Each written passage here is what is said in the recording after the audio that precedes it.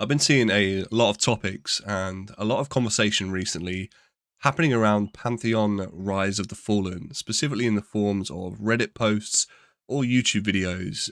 Ultimately, people sharing their honest opinions on the game, people that have played from early access and, well, way before then. And I guess I want to take this moment to kind of share my thoughts as someone who has been here from the start of early access and kind of seen where the game has gone up until now. Those of you that are new to my channel, my name is Josh, otherwise known as Deployable Lover. I don't always sound like this. I have a terrible cold, so please do excuse me. Otherwise, if you think it's cool, then leave a like. As I said, I have been a player of Pantheon since early access. The game was very, very kindly gifted to me by my lovely, lovely doting wife.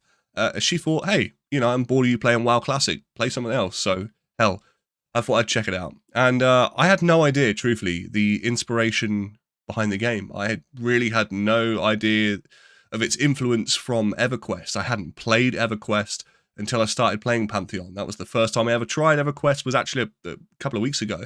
So I kind of went into Pantheon not really knowing what the deal was, not really having any expectations, and I guess that means I couldn't be disappointed, right? And for the most part, and I'm going to start out absolutely positive here because I really do try to maintain that kind of headspace where I can.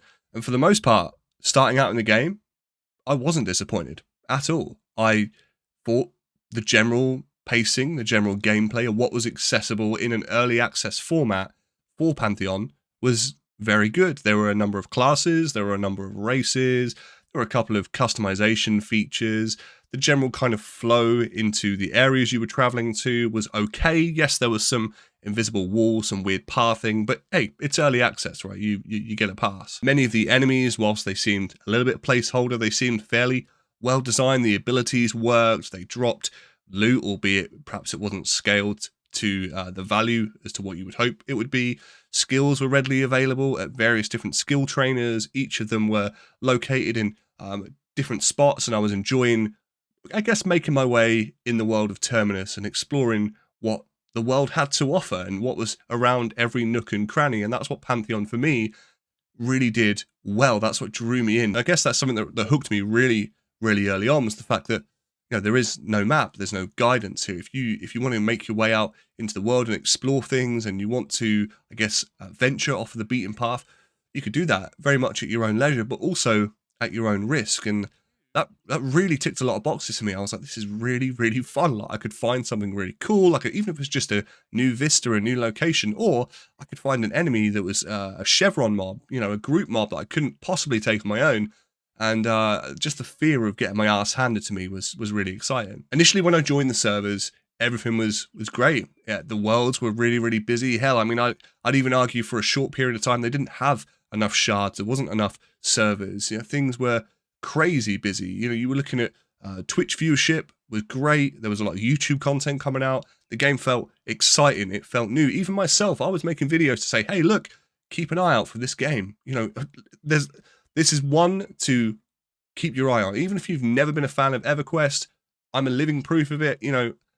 This is something you're going to enjoy. What helped build the hype and the trust was the developers were very, very active in all formats of social media, updating the player base via Twitch streams. I know Jopper used to do a regular stream to kind of, I guess, give us an insight as to what not just Pantheon looks like, but what developing a video game looks like. And I really used to love that. I used to love that you would get that first-hand kind of feedback and interaction with the community. It was evident to me that deep down, the development team was passionate about not just making something that's going to earn them money, but passionate about making something that they would genuinely want to play. They made it very apparent on various different occasions that certain patches didn't come out because things just weren't ready or they were delayed slightly. And to be honest, I'd rather that than, I guess, allowing us to just play a broken game. Now, of course, it's early access. Some things are going to be broken. That's just the way of the world. And, well, I'm looking at you, Dire Lord.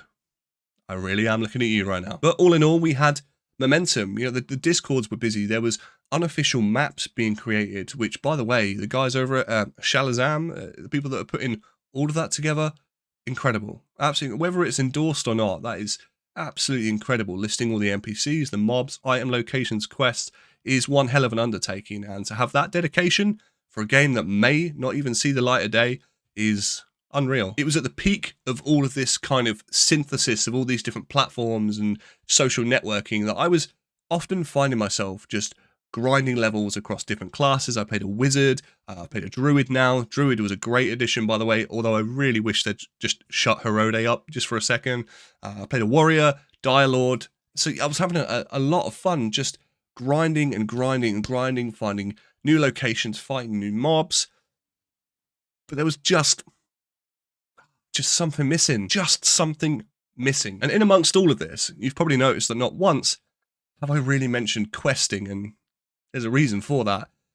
The quests, although they are out there, not many, but there are some, the rewards are so painfully futile that it just switched me off altogether. And the ones that did reward you with even more currency, more experience, the time it would take to complete them was just not worth it. What you could gain XP-wise and gain financially, gain in the game coin-wise, just wasn't what you may as well just grind mobs. And then I started to realise that the problem of XP gain, okay, a difficult topic, but the problem of XP gain extended further than just questing, because I started to notice that the more that I started to play, the more that I started to group, and the more that I started to not group was when I really realised just how bad the XP issue is within Pantheon.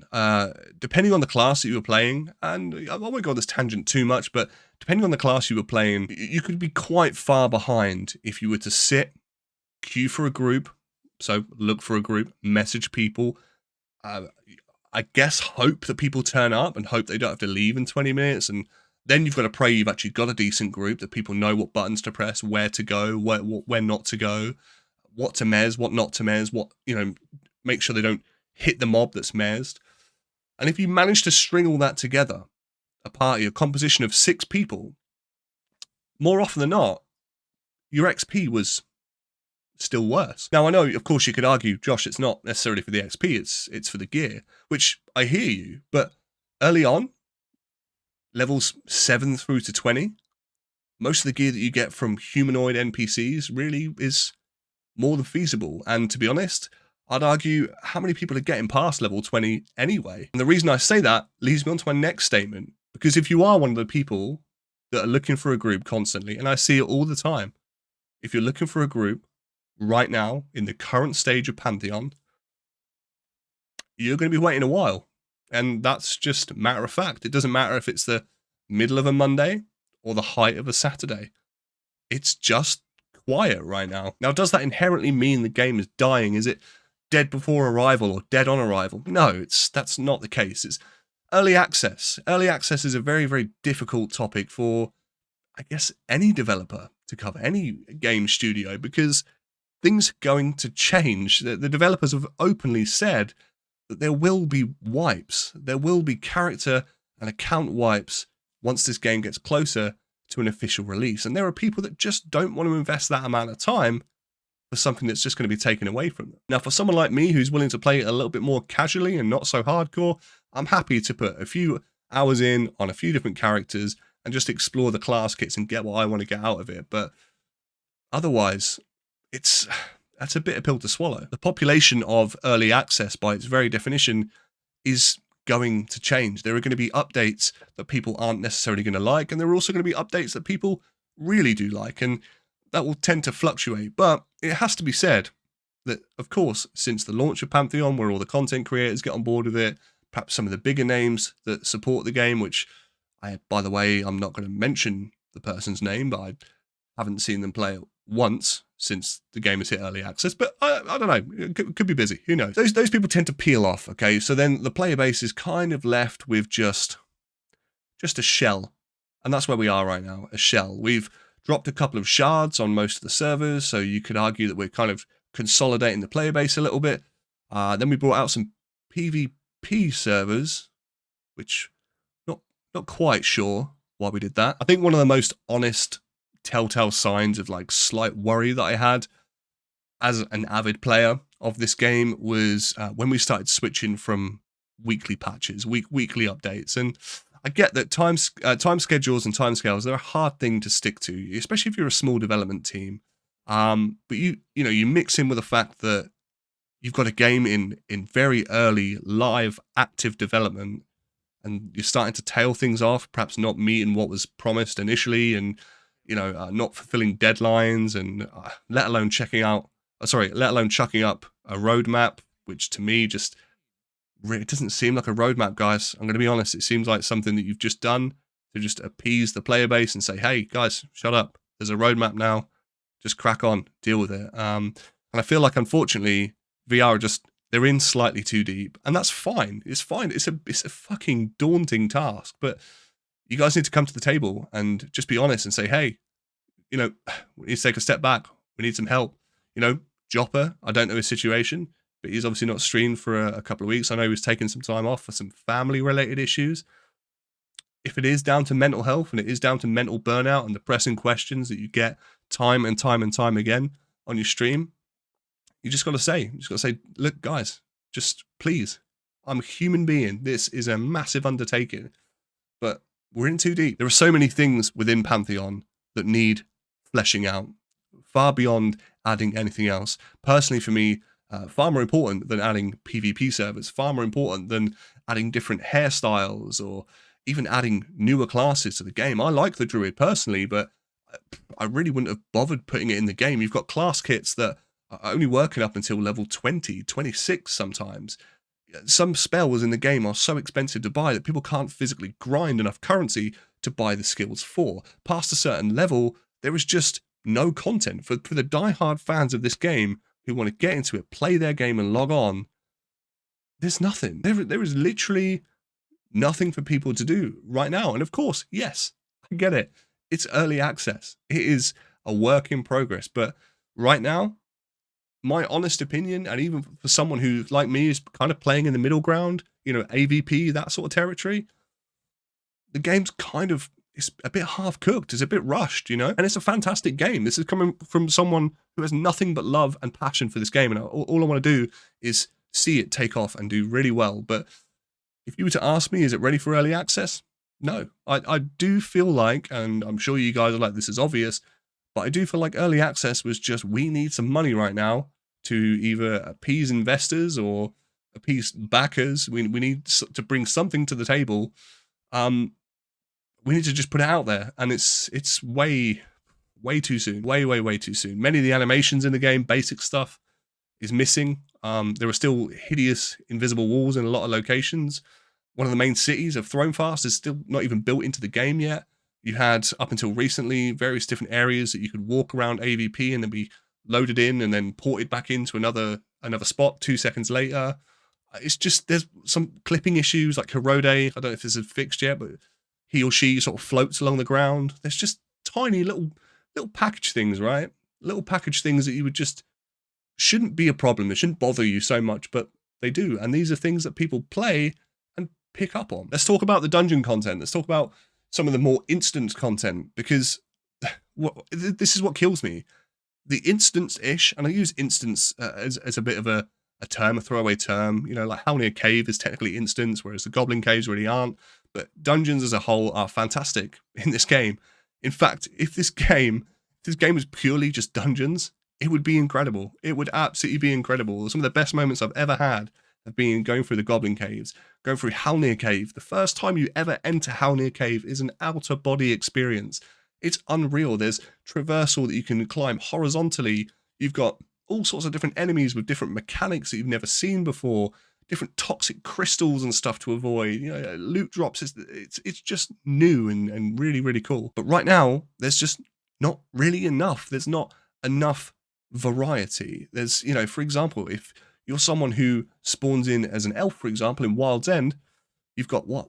One dungeon, one instance that you can do. I mean, the scaling for solo leveling is pretty good in Wild's End, but I mean, unless you've got someone to port you across the Thronefast, you're either in for a decent run or you're there for a long time, grinding your way up to complete one dungeon. And the reason why I touch on these dungeons is because the focus, and the sheer amount of integrity that's been put into making these instance/dungeon type content, it's so passionate. You can really see where the care of Pantheon is placed, because It's so good. The lighting is great. The ambient sounds are great. The enemy density, the variety is great. The loot, okay. I mean, goblin caves and spiders, not great. But as you start to progress into Hell Near Cave and beyond, like the mana, for example, it really does start to ramp up. So if the passion is there and the work that the developers are willing to put in is available, then guys, you've got to focus on the dungeons. So you've got to flesh that stuff out, because that's the thing that's going to keep people coming back. Because it's sure as shit is not the questing. It sure as shit is not PvP. I guess we've covered this topic, but why? Why with the PvP servers? It makes no sense at all. And I'm not hate. I would get wrecked on a PvP server. I'm quite happy to say that. But it just doesn't make sense to me. It's very odd. All in all, though, I mean, this video has dragged on for a little bit now. But if I was to sit down and say to someone honestly, if they asked me, do I recommend the game? Yeah, I do. I love the game. Don't get me wrong. But right now, for what is it, £30, $35, $40? That's a lot of money to part with for something that is barely in early access. You know, it's unless you've got love for the game, for the development team. Like I said, I mean, I've probably grown so much passion for it because I've really been interested in getting to know the development team, getting to be active on the Discords, jumping in various different Twitch streams. But if you're not part of that ecosystem and you're just playing the game, I reckon you're lucky to get 10 to 15 hours out of it before you're at a point where you're like, no, this is just not for me. Sorry if this has been a bit of a rambly video, and if anyone from the VR team is watching this video, please see this as a genuine constructive criticism and genuine thoughts from someone who wants to see this game do well. I would, just to touch on the comment I made earlier about the price of the game, if you have that money set aside, then I promise you Pantheon is the easily best £30 I think you could spend in terms of early access. There are not many early access games I've played that I've had this much fun with, but if you're struggling to scrape a few pennies and pounds together, it wouldn't be my first go-to. I wouldn't be able to consciously recommend this game to you. If you guys are long-term Pantheon players, EverQuest players, so on and so forth, let me know if you've had any experience with Pantheon at all throughout early access, or even before. Some of you guys here were here pre-alpha. You know, how was that? Some of the early backers, do let me know in the comments. And well, as always, I'll see you in the next one.